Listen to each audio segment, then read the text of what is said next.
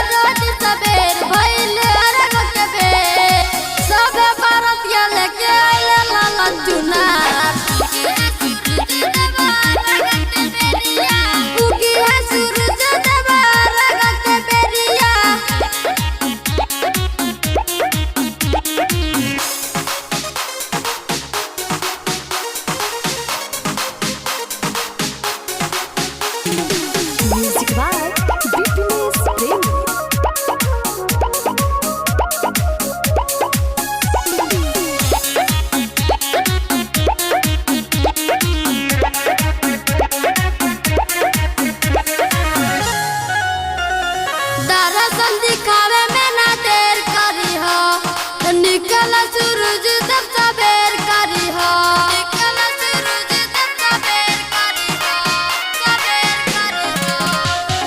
दर्शन दिखावे में ना देर करी हो, निकल सूरज तब सबेर करी हो।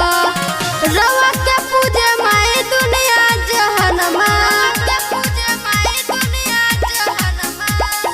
उगी है सूरज